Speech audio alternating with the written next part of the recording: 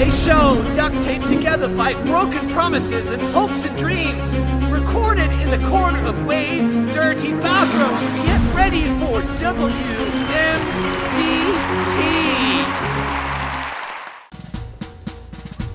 Is it just me? Or did men collectively just decide to stop being men?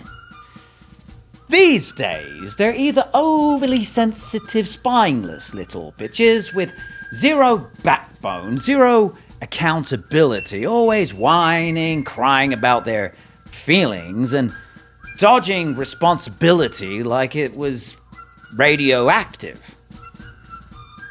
Or they're becoming hotter than most actual women, which is absurd. Exhibit A. Criminal, right? Now who's going to...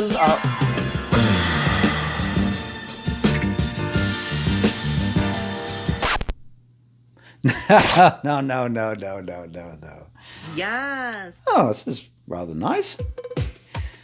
Look, my generation, Gen X, is probably the last to produce a tougher, more resilient breed of man. The smooth, yet rough and tumble Sean Connery type. You know, the guys that didn't fold under pressure like a cheap lawn chair. Sadly, though, we're the last of our kind. The real man's man. Oh my. Lady boys are not just Thai performers who look better in heels than most women. They actually put in a lot of work between hormone surgery, training, all things that require discipline. Nope.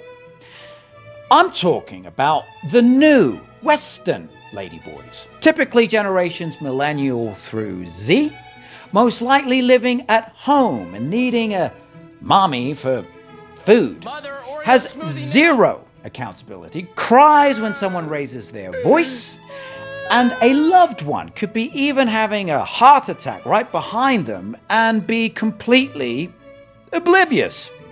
Also, when confronted with a real woman that's not the blow-up kind, he has no concept on how to behave and will more than likely make a fool out of himself. He's the spiritual cousin of the Thai ladyboy, except instead of working hard to look feminine, he doesn't really work at all. Has the emotional fragility of a Victorian maiden, the work ethic of a house cat, and the testosterone levels of a depressed houseplant. Multiple large studies show that testosterone levels in men's bodies have been dropping for decades. A Massachusetts male aging study found that young men between the ages of 15 to 39 saw nearly a 25% drop in average testosterone between 1999 and 2016. And this happened even in guys with normal body weight. Overall, men today have roughly 20 to 30% less testosterone than men of the same age did 30 to 40 years ago. I was shocked to discover that the T levels of the average 25-year-old man today averages 500 nanograms per deciliter. I'm middle-aged, and as of a few months ago, I'm at 1,021 nanograms per deciliter without supplementing testosterone, which one day I may have to, but as of right now, I'm fine.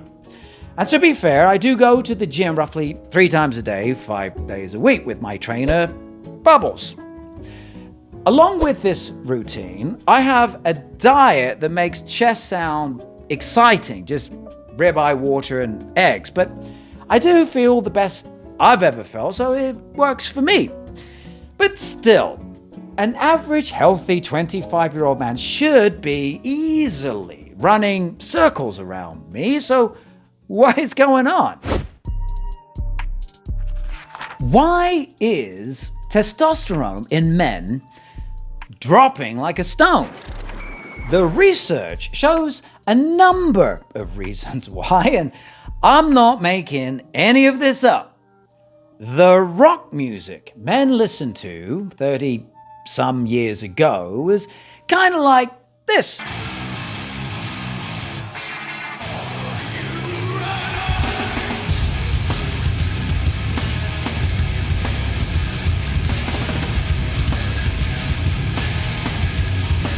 Today's popular rock music is more like this.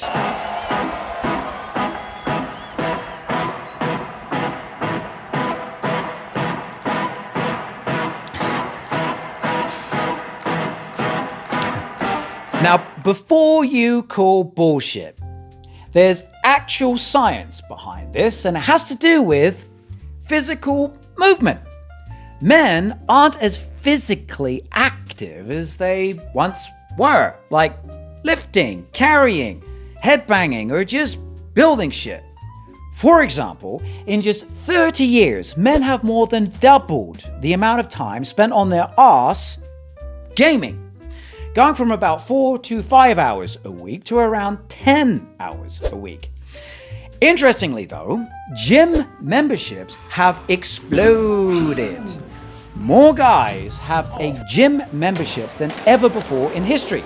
However, upon a closer look at the data, it shows us that 30 years ago, men went to the gym more frequently and lifted heavier shit. Today, memberships have become so inexpensive, they've become more of an accessory than a tool.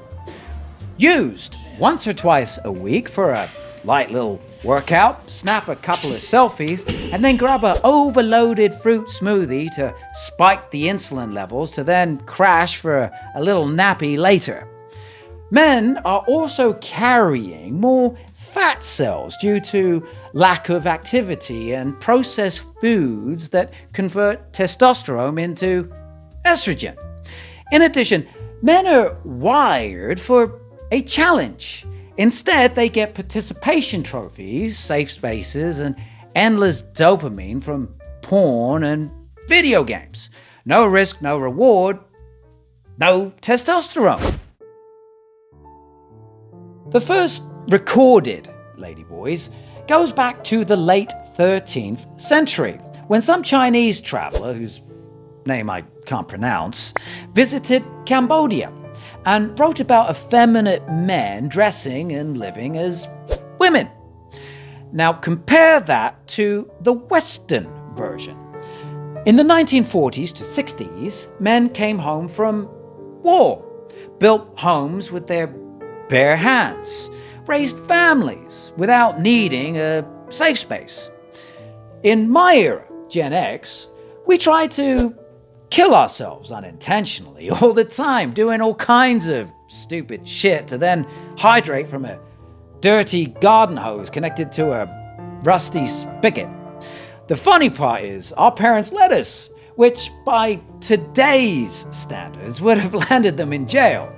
And no matter what bone we may have broken, we still had to go to school the next day, regardless of pain or crutches. In the 90s, the average guy could still kinda change a tire, throw a punch, and take responsibility when shit went wrong, apparently. But fast forward to today, a kid gets triggered because someone used the wrong pronoun and needs 3 days off to process.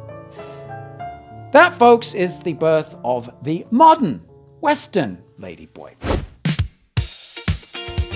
Whether you are a boyish, girlish Western pussycat, or an Eastern sunrise over the mountains of I don't know what the hell is going on, just know a little patience can go a long way to better understanding, and there's nothing wrong with that. Wait, Martin's video thingy. Oh, God. Don't subscribe. WMBT.